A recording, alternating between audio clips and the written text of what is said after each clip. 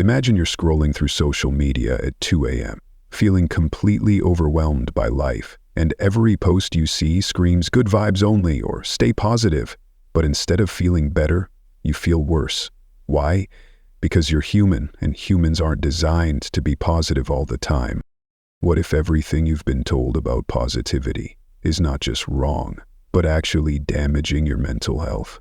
What if the secret to true happiness isn't about forcing a smile, but about embracing the darker parts of your emotional spectrum?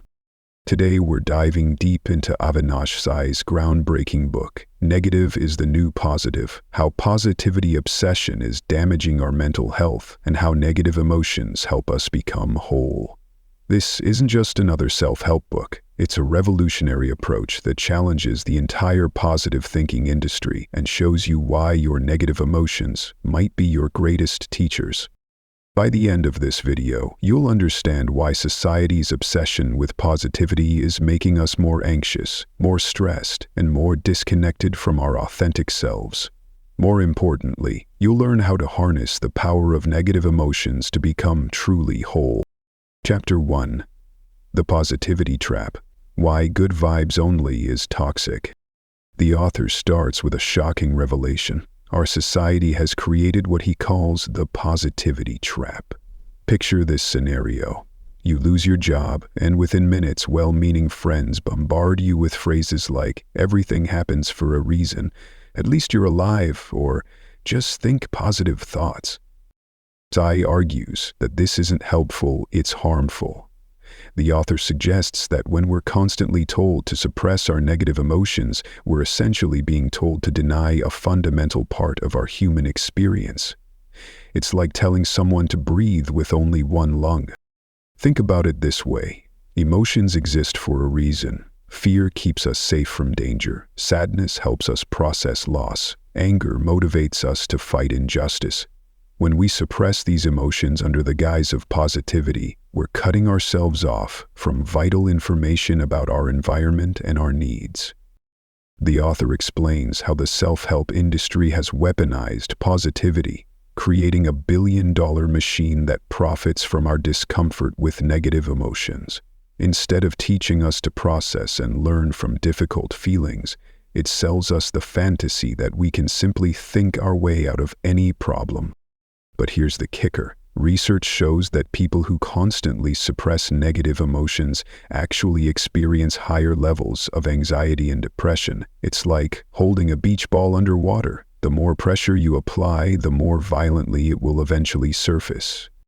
Sai introduces the concept of emotional authenticity, the idea that true mental health comes from accepting and integrating all of our emotions, not just the pleasant ones. The author suggests that when we try to be positive all the time, we become disconnected from our authentic selves, leading to what psychologists call emotional labor, the exhausting process of constantly managing our feelings to meet social expectations. Chapter 2. The Hidden Costs of Forced Positivity. Let's explore a real-world example. Imagine Sarah, a marketing executive who just went through a difficult divorce. Every day she plasters on a smile at work, posts inspirational quotes on social media, and tells everyone she's living her best life. But behind closed doors she's falling apart. The author explains that Sarah is experiencing what he calls emotional bypassing, using positive thinking to avoid dealing with uncomfortable emotions. This might seem harmless, but Sai reveals the hidden costs of this behavior.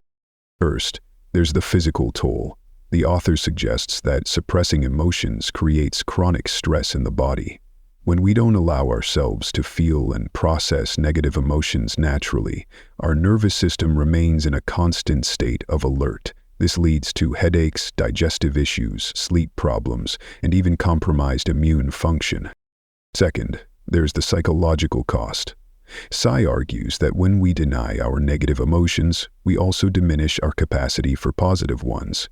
It's like trying to turn down the volume on sadness while expecting joy to remain at full blast. It doesn't work that way. Our emotional spectrum is interconnected. The author introduces the concept of emotional numbness. a state where people who chronically suppress negative emotions find themselves unable to feel much of anything.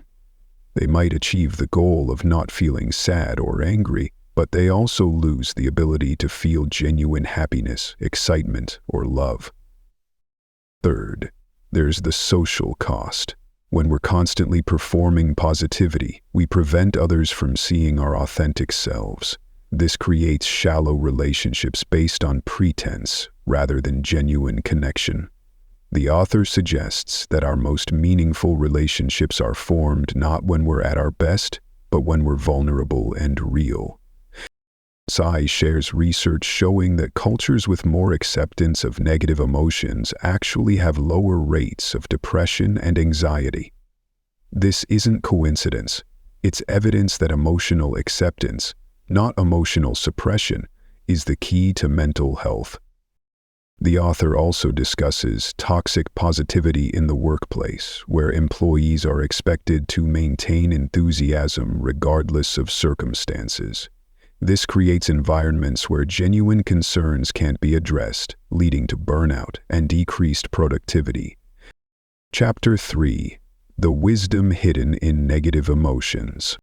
Here's where Tsai's approach becomes truly revolutionary.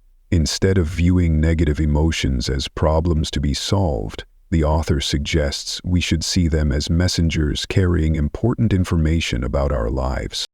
Let's break down what each negative emotion is actually trying to tell us. Anxiety, for instance, isn't just random suffering. It's our mind's way of highlighting something that needs our attention. The author explains that anxiety often signals that we're living out of alignment with our values, or that we're facing a situation that requires preparation or action. Consider Mark, an entrepreneur who experiences intense anxiety before every business presentation. Instead of just taking medication or forcing positive thoughts, Tsai would suggest Mark examine what his anxiety is communicating. Maybe it's telling him he's unprepared, or perhaps it's highlighting his fear of rejection. This information is valuable. It can guide him toward better preparation or help him address underlying insecurities. The author discusses anger as another misunderstood emotion. Society teaches us that anger is bad, but Tsai argues that anger is often a healthy response to boundary violations or injustice. When we suppress anger, we lose our ability to protect ourselves and stand up for what's right.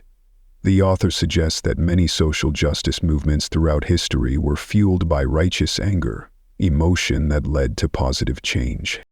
Sadness, according to Tsai, serves as a natural healing mechanism.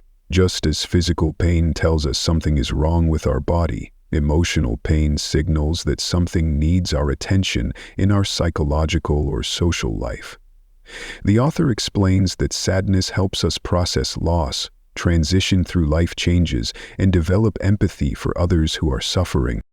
The author introduces the concept of emotional intelligence too, not just the ability to recognize and manage emotions, but the wisdom to listen to what they're teaching us. He suggests that people who learn to decode their negative emotions often make better decisions, have stronger relationships, and feel more satisfied with their lives. Tsai also discusses the idea of post-traumatic growth, the phenomenon where people who face significant challenges often emerge stronger and more resilient.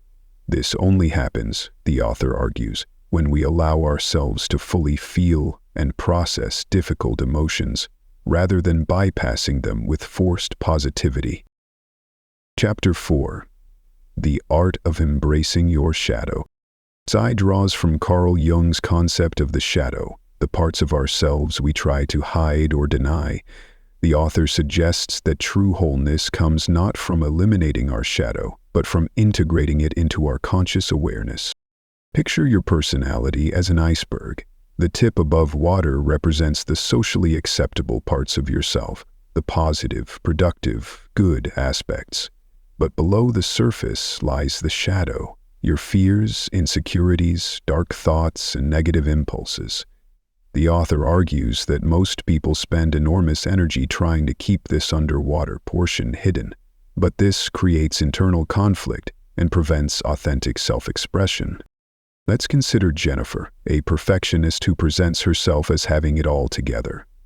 Her shadow contains her fear of failure, her envy of others' success, and her occasional cruel thoughts about people she dislikes. Instead of pretending these aspects don't exist, Sai would encourage Jennifer to acknowledge them with compassion. The author explains that when we deny our shadow, it often manifests in unhealthy ways: passive aggression, projection onto others, or sudden explosive outbursts.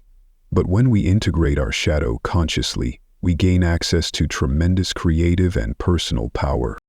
Sai provides practical techniques for shadow work.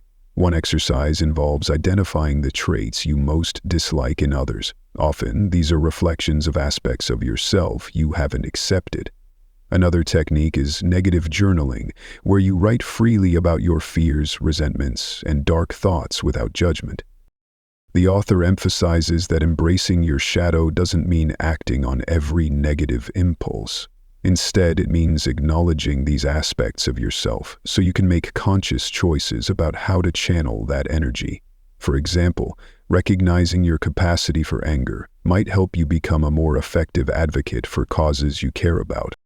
Sai discusses how many successful artists, entrepreneurs, and leaders have learned to channel their shadow aspects productively. Their creativity often comes from their willingness to explore the darker corners of human experience and transform that material into something meaningful. The author also addresses the fear many people have about embracing their negative aspects, the worry that acknowledging dark thoughts makes them a bad person. Sai argues the opposite. It's the people who deny their shadow who are most likely to act unconsciously on negative impulses. Chapter 5. Practical Negative Thinking, Strategic Pessimism as a Tool.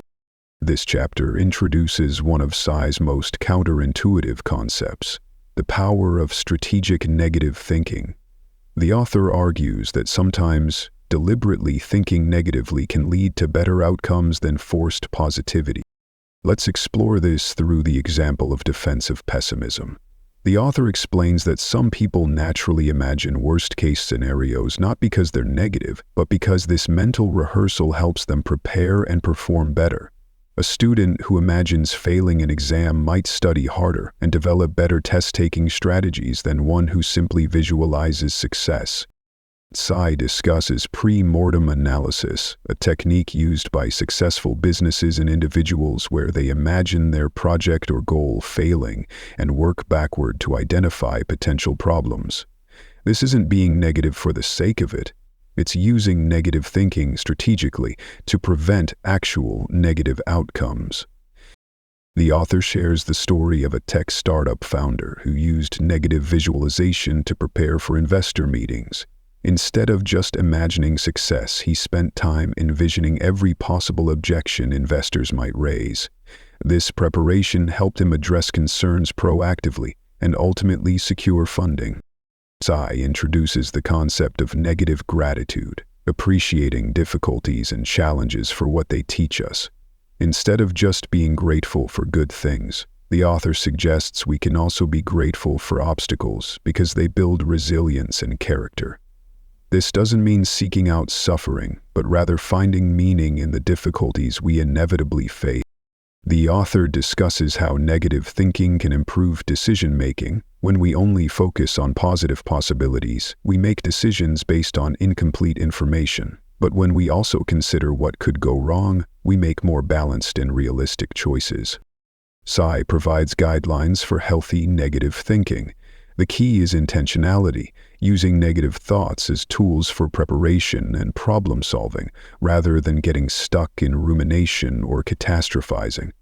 He suggests setting specific times for negative brainstorming and then moving into solution-focused thinking. The author also addresses the difference between productive worry and destructive worry. Productive worry leads to action and preparation. Destructive worry leads to paralysis and anxiety. The goal isn't to eliminate worry, but to channel it constructively. Redefining mental health. Beyond the happiness industrial complex, Sai challenges our fundamental understanding of mental health in this pivotal chapter. The author argues that society has created what he calls the happiness industrial complex, a system that treats happiness as the ultimate goal and any deviation from it as pathology. Consider how we talk about mental health today. Depression is seen as purely negative, anxiety as something to eliminate, and any form of psychological discomfort as a problem to be fixed. But the author suggests this medicalization of normal human emotions is creating more problems than it solves. Tsai proposes a new definition of mental health, not the absence of negative emotions, but the ability to experience the full range of human feelings and respond to them appropriately. A mentally healthy person, according to this view, isn't someone who's always happy, but someone who can be appropriately sad when facing loss, appropriately angry when confronting injustice, and appropriately anxious when facing genuine threat. The author discusses the concept of emotional flexibility, the ability to experience different emotions as situations warrant and to move fluidly between emotional states without getting stuck in any one feeling for too long. This is very different from emotional suppression or forced positivity. Let's consider the example of grief. Traditional positive psychology might suggest that healthy grieving involves moving on and finding the positive in loss, but Tsai argues that grief is a natural and necessary process that shouldn't be rushed or bypassed. People who allow themselves to grieve fully often emerge more compassionate, resilient, and appreciative of life. The author critiques the pharmaceutical approach to mental health, not because medication is never helpful, but because it often focuses on symptom suppression rather than understanding what emotions are trying to communicate. Tsai suggests that in many cases, anxiety and depression might be appropriate responses to challenging life circumstances, and the solution isn't necessarily to eliminate these feelings, but to address their underlying causes. Tsai introduces the concept of therapeutic pessimism, the idea that sometimes accepting that life is difficult and that suffering is inevitable can be more healing than trying to maintain constant optimism. This acceptance doesn't lead to despair. Instead, it often leads to greater resilience and authentic happiness. The author also discusses how different cultures approach mental health. Some traditional societies have concepts like healthy melancholy or ritualized periods of sadness that help people process difficult emotions collectively.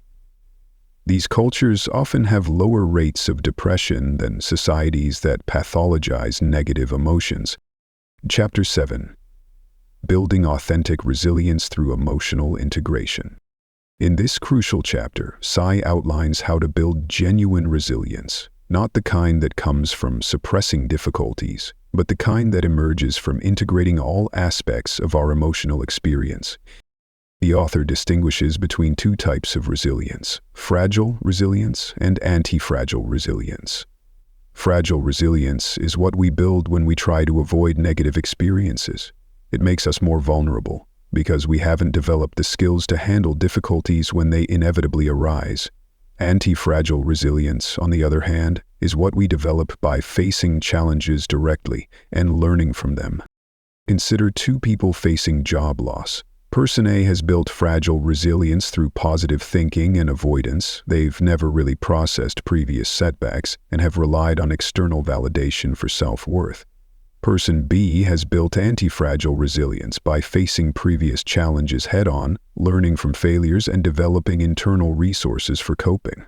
When both face unemployment, Person B is likely to handle it better because they've developed genuine coping skills. Tsai provides a framework for emotional integration that he calls the HEAL method. H. Honor your emotions without judgment. Instead of immediately trying to change how you feel, first acknowledge and validate your emotional experience. E. Examine what your emotions are telling you. Look for the information and wisdom contained in your feelings, even uncomfortable ones. A. Accept that difficult emotions are part of the human experience. Stop fighting against your feelings and instead develop a curious, compassionate relationship with them. L. Learn from your emotional experiences. Use difficult emotions as teachers that can guide you toward better decisions and more authentic living. The author shares practical exercises for each stage of this process. For honoring emotions, he suggests body scanning techniques that help you notice and acknowledge feelings physically.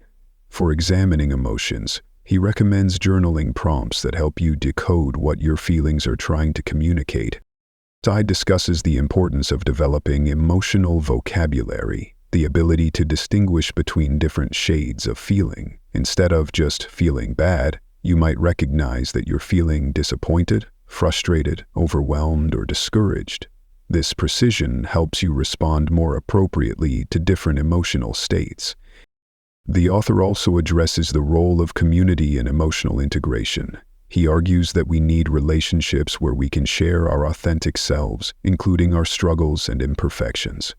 This kind of authentic connection is healing in ways that superficial positive relationships cannot match.